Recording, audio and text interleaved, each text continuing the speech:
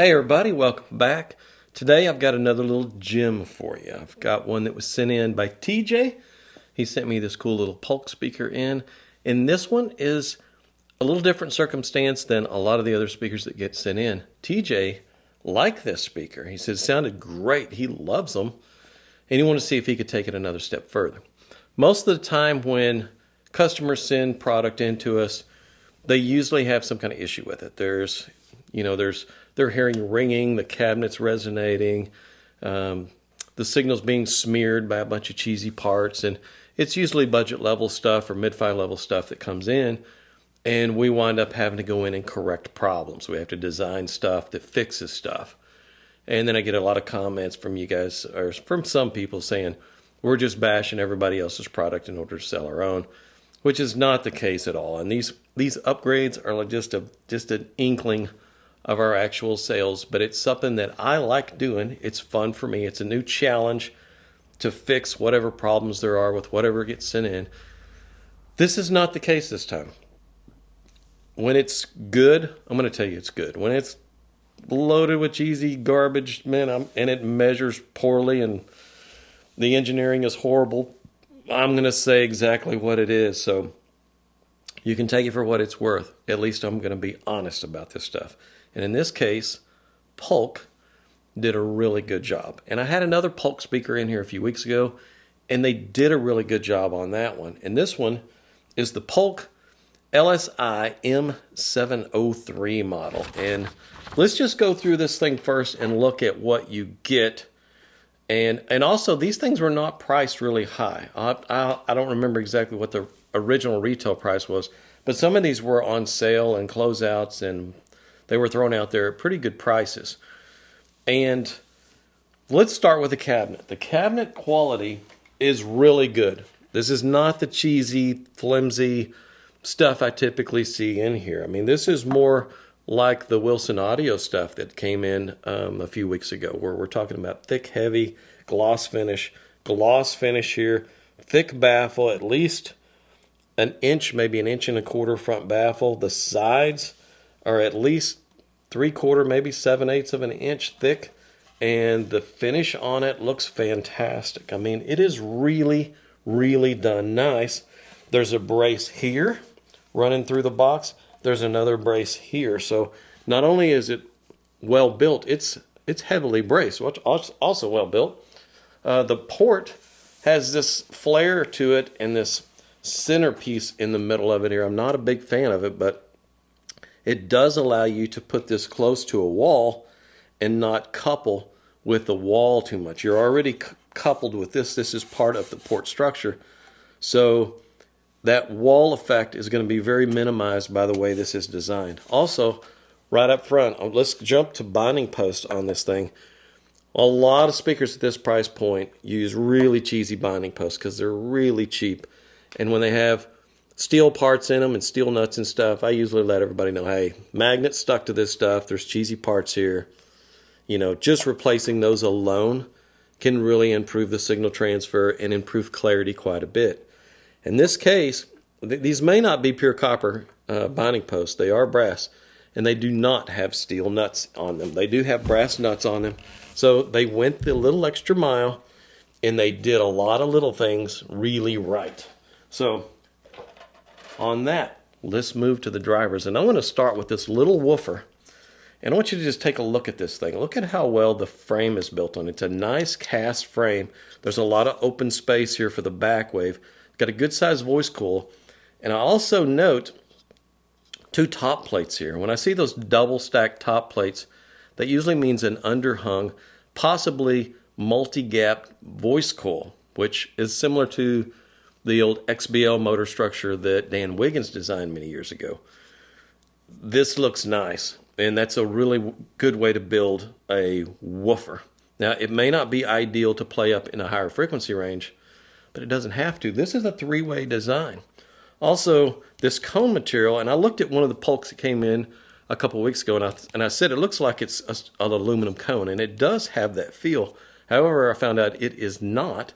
It is a poly cone. It looks like an aluminum cone. Kind of feels like it, but it's a poly cone that has some type of a foam layer in the middle, apparently. And it is a pretty nice material. Good internal damping qualities. It may not be quite to the level of paper. I really like paper, but this is pretty close. I would expect this to have a really great sound. The mid in this also, same material, and the mid is sealed in its own enclosure. The tweeter, it's a little ring radiator tweeter, kind of like the V for ScanSpeak models. I think this is maybe their own versions of this thing, and it is fairly small, so it should have really good dispersion in each direction. To get to these drivers, there's a beautiful little rubber ring that goes around these things, and it fits neatly into this hole, and it finishes out the look pretty nicely.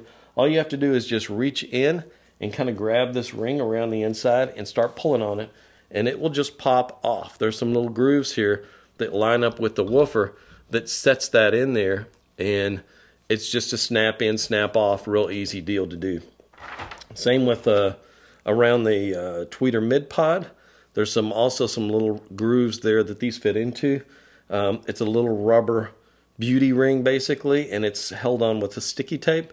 If you're real gentle, you can reach in there and pull on that and just pull all of that off. So far so good, right? It looks great. Now, let's get to the crossover. Well, okay, this is where you have to skimp to save some money. Crossover's a mix of, there are some air core parts on here, there are a few polycaps, there's some electrolytics, they're all sandcast resistors. In that mid circuit, there are 2 iron core inductors. And in the woofer circuit, it's got a separate little woofer circuit here. It's a second order filter, iron core inductor, big electrolytic capacitor. That hurts. So, what to do? We have designed something that is an exact copy of the original crossover. And now the reason we designed something, and I say designed something, I didn't design it. I replicated the old crossover. Why did we do that? Well, let's look at the measurements on this stuff. First, let's look at the on-axis frequency response, and you'll see it's really smooth.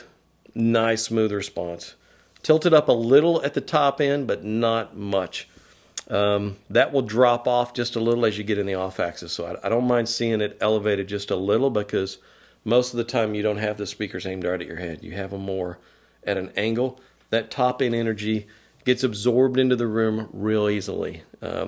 Even just reflecting that top end off of a wall will knock the output right out of it. So I don't mind seeing one tilted up just a little, because the in-room response is not going to be affected by that.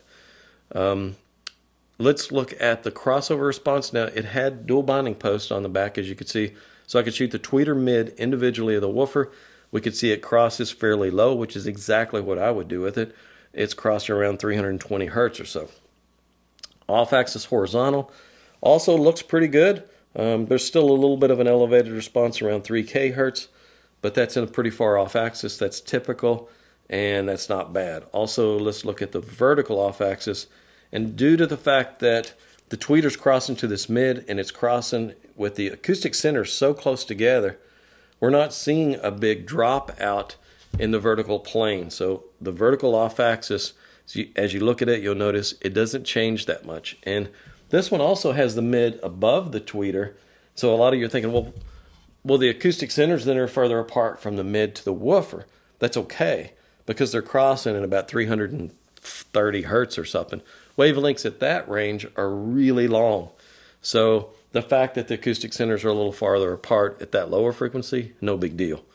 That worked. All that worked. Let's look at the impedance curve, and you'll see that it does dip down to a fairly low load. That is a 3.1 impedance load, and the port tuning is at 49 hertz. So be sure you have an amplifier that will easily drive a 3 ohm load, and you're in good shape.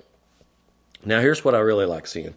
So look at the spectral decay on this thing. The spectral decay is as clean as it gets. That looks like a lot of our X series products, our LGK products, where we really focus on drivers that don't have stored energy and that will dissipate that energy really fast. You know, just plays the note and stops. When it plays the note like that and stops, you don't have that ringing or that stored energy or all of those other things that a lot of other speakers have in some ranges.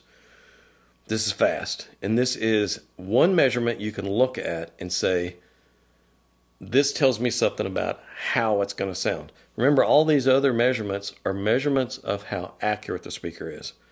That doesn't tell you how it's going to sound. That frequency response is nice and flat. That doesn't tell you how it sounds. That tells you how accurate it is. And I've had a lot of people say, yeah, I've heard speakers that have flat frequency response, and flat frequency response are boring. No, it's not the frequency response that makes a speaker boring. It's when you suck all the life out of it and all the dynamics out of it, and you've got stuff like this in the signal path that eats up your clarity. Now it's boring. It's lifeless. It doesn't have good dynamics. I'm not saying that this one does, but this stuff really hurts all those aspects. And for a lot of people, when they hear something that's supposed to be a very accurate speaker or that's a flat response, that's what they say. It's, oh, it sounds boring. A speaker can have an accurate response and be dynamic and full of detail and beautiful to listen to. It has nothing to do with how flat the frequency response is as to whether or not it's enjoyable to listen to or boring. You can't go in and just start jacking up areas of the frequency response thinking that's going to make it more fun to listen to or that's going to make it more enjoyable. It's not. It's just departing from accuracy. We get everything out of the signal path that's degrading the sound to where you hear the actual response the way it's supposed to be, the way it was mixed, the way it was intended. Not only is it accurate, it can be a lot of fun to listen to. It can sound beautiful. So what does it take to get from this and this to a level that's above and beyond? And keep in mind, they had to put this level of parts in here to hit that price point. A lot of things like this don't cost a lot more to produce. A 3/4 inch material versus a 1 inch material is not a big difference in the price of cost, as far as producing it. Now, some of this finish is a little more expensive. Driver quality, you're going to spend a little more on driver quality. But in relation, it's not as big a jump as going from this to this. This is what costs. When you go from a little inductor here to this type of inductor here that's a big air core inductor, obviously it sounds better. I mean, the little iron cores tend to hold a residual charge. It tends to smear the signal. Remember back in junior high when you learned to make an electromagnet? You had a battery with a wire on it, and the wire was wrapped around a nail, and then it was hooked onto the battery. And when you connected it, it made it into a magnet. Now, when you disconnected it from the battery, it still had some residual charge there. There was still a little magnetism left. Think of this as kind of acting the same way. When alternating current is passing around this iron core, the iron core tends to hold a little bit of residual charge. And when it does, it tends to affect the signal. It tends to give it a little bit of a smear. Now, when you go to an air core, there's nothing there to do that. It's faster, it's cleaner, it has a more open sound. The drawback is this coil costs probably 6 or 8 times as much as this little dental floss gauge coil wrapped around an iron core. Another thing that makes these parts a lot cheaper over in China is a lot of this copper is just recycled copper.